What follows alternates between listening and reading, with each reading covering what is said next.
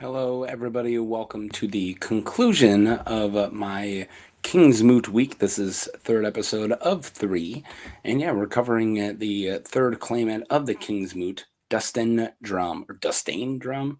But before we get there, we say, hi, welcome to Something to Talk About. My name is Taco. I cover a Song of Ice and Fire characters.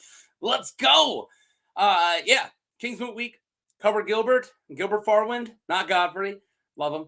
Gilbert Farwind, who I also love, and then I covered Eric Ironmaker, and now I'm covering Dunstan Drumm. Dunstan, do you guys say Dunstan? Dunstan Drumm? Dunstan, not Dustin, right? You got to pronounce that. And Dunstan Drumm.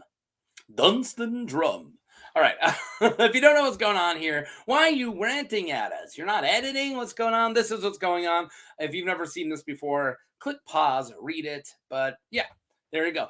But for you guys who have, you don't need to hear me go over my spiel. So, because I've been doing this for a while. So yeah, let's just get right into covering the drum. Let's go, guys. So the drum, Dunstan Drumm, also known as the drum, and the bone hand, is the head of House Drumm, Lord of Wyk, and Captain of Thunderer. That's the name of his ship. That's cool. Dunstan is an old man, but not Walder Frey or Aaron Ironmaker old. That guy is old. He's so old, he probably made iron. That's what I got his name. No, not funny. Still not funny. Wasn't funny last time either. All right. Lord Drumm carries a Valyrian steel sword, Red Rain, that, we'll get to, and is served by Andric the Unsmiling, who is probably the fiercest warrior in the Iron Islands. Yeah, we'll get to that too. So, yeah, so why do I have to talk in between? That's it. That's who Dunstan Drumm is. Let's get right to his house. So, House Drumm of Old Wyk is a noble house from the Iron Islands, tracing their history back at least 400 years. They are lords of Old Wyk, and the island is considered holiest by the Iron Men and the first one colonized by first men. According to some canon sources, the drums blaze in their hands with a bone hand, white on red, and their words appear in the text. Their words do not appear in the text. Yeah. Some drums were rock kings of Old Wyk in antiquity. For instance, the rock king Ragnar Drumm, called the Raven Feeder, was chosen High King of the Iron Islands by the Kingsmoot after Eric the First Grey Iron reannounced his crown. Okay, all right, moving on. So yeah, that's House Drumm. Kind of cool, old school Iron Island house. So we're talking about the Kingsmoot. So this is the same thing that I read when I did the first and the second. Now it's the third, but maybe I'll say no godless man should shit on the Seastone chair again. That was my verbal typo last time. King Balon falls to his death while crossing one of the bridges of Pike shortly after his younger brother non-Greyjoy returns from exile to claim the Seastone chair in Pike. So yeah, right after his brother died. That's not suspicious at all. Balon's youngest brother, Aaron Greyjoy, learns of the king's death while initiating drowned men on Wyk. He's drowning people and bringing them back to life. It sounds so nice when you just say initiating, but what he's doing is like, be holy. It's crazy stuff. All right. Considering Euron a godless man, unworthy of sitting in the Seastone chair. I'm not going to say it 3 times in a row. I screwed it up last time. No godless man should sit the Seastone chair. I did it that time. Euron Dampere calls for a Kingsmoot to choose a new king to be held on the holy island of Old Wyk, as the Nagas Hill was where the high kings of the Iron Island were chosen in antiquity. I can't keep saying antiquity. It's a hard word to say. So the third to speak. So first it was Gilbert Farwind, then it was Eric Ironmaker, and now it's Dunstan Drumm, third to speak. After Balon falls to his death. What? Oh yeah, I already said that. Lord Dunstan puts forth his name for consideration at the Kingsmoot of Old Wyk. Dunstan speaks third at the Kingsmoot after Gilbert Farwind and Eric Ironmaker. He climbed the hill to speak with Red Rain on his belt. So that's the Valyrian steel sword. His champions are his 2 sons, Denys and Donal, who were both known as strong fighters, and standing between his sons was the strongest and best fighter in the Iron Islands, Andric the Unsmiling. Andric was a giant of a man with arms the size or as thick as trees. It spoke well for the drum to have such a man speaking for him. Yeah, he's got a good dude backing him. So people like that. The Bone Hand. You guys want to go to the Bone Hand? Dunstan's speech started off strong, saying, "Where is it written that the king must be a kraken? What right does Pike have to rule us? Great Wyk is the largest island, Harlaw the richest, and Old Wyk the most holy. Where in the when the Black Line was consumed by Dragonfire, the Ironborn gave the primacy to Vicon Greyjoy. I, but as Lord, not King." It is a really good start where he goes, Greyjoys have never been our kings. They were our lords, right? Anyone can be our kings. Why do we have to follow that lord succession, right? They're not lords anymore. We're kings now. So yeah. Where was I?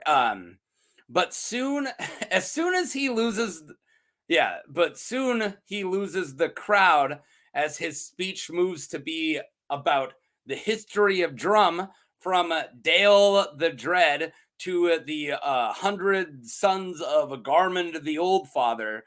He then draws Old Rain and tells how Hilmar Drumm took the blade from an armored knight with nothing but his wits in a wooden cudgel. From then on, he was called Hilmar the Cunning. He spoke of ships long lost and battles 800 years forgotten, and it went on and on and on and on. Dude just didn't shut up. So when his chests of gifts were open, the Ironborn sneer at the bronze treasures. Chants of Drum, Drum, Dunstan, King were short-lived. Euron Greyjoy instead was chosen King of the Isles and the North. So yeah, Euron Greyjoy ended up winning. We know that. So he started off strong, and then he just wouldn't shut up. He's a lot like me. You just like, what?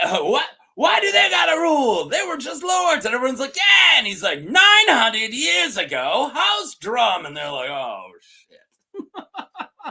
Oh, here we go. Just quiet. All right.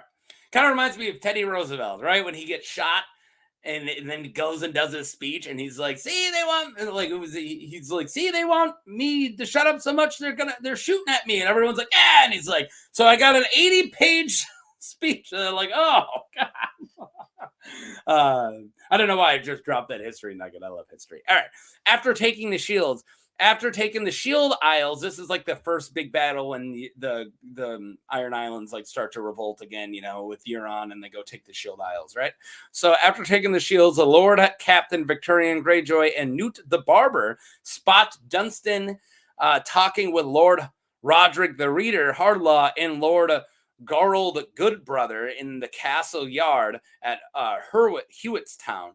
They discussed their fears that the gains from the battle were little compared to the enmity of the Reach that they have earned. Yeah, they hate us a lot now that we took the Shield Isles. Did we gain anything from it? That's what they're saying. Also, that's a good group. Like Dunstan Drumm talking to Harlaw, or like Roderick the Reader and that Goodbrother dude. Like, those are actually some smart folk. This guy, actually, I don't mind Dunstan. I like, he seems smart. He likes history like I do. Apparently, he's also bad at speeches like me. Anyways, Euron uses the islands as gifts to buy supporters from his political rivals. The Crow's Eye deprives Lord Drumm of the services of Andric the Unsmiling by granting South Shield to the warriors. So he gives Andric the Unsmiling an island, so he's no longer on like Dunstan's payroll now. Like now he's a Euron man. He does that a lot, and it's actually really smart. He does it with a lot of Victorians men too. So that was the whole story. I'm going to get into some of the theories now, but yeah, that's his whole story. We'll see him next book. I'm assuming, you know, when the book comes out. If the book comes out, of course it should. But yeah, we'll see what happens with his story. He's not done yet. So Red Rain, Lovecraft. No big theories with the drum, just some small ones. Like, where does Rain come from? He says that he got it from, or like he says that they got it from an armored knight. I've always leaned towards House Rain. And a Reddit post I found from a deleted user speculates the same. Yeah, maybe it was from House Rain, like you know, the Tarbeck Rebellion, like those guys, the Rains of Castamere. Maybe they had Red Rain because I don't know. That's like where we speculate. We're not really sure which armored lord or knight that this dude used this cudgel to get the Red Rain from. But yeah, that's some of the theories going around this guy in his house. Also, just like many other Ironborn houses, there is some Lovecraft stuff going on. But Holloway Davidson, geez, I can't talk, on Reddit pointed out the Drumm character named Dagon Drumm the Necromancer. Now that's pretty Lovecrafty. Yeah, there's a guy from House Drumm named Dagon, which is also like a Lovecraft, you know, old, I can't remember all that lore now, but you know, he's like an old god or whatever. So Dagon Drumm the Necromancer, which seems really like, ooh, spooky stuff there. But yeah, not much here. Yeah, not much there. Compared to like Gilbert, we actually had a little bit of theory stuff to talk about, and Aaron Ironmaker, we had a little bit, but not too much with this guy. But he's cool, and I kind of like him being friends with Roderick the Reader because they both seem like educated guys, and I think that Dunstan Drumm can actually kind of like drum up some real rebellion and kind of fight some infighting against Euron, or he'll get chopped up into pieces and killed. All right. Thank you guys for watching. If you haven't watched my other 2 Kingsmoot week, go check it out. Kingsmoot episodes from this week. Go check them out. Gilbert, Eric Ironmaker. I can't talk anymore, so I got to be done.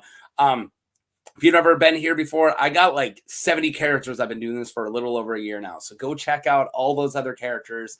They're great.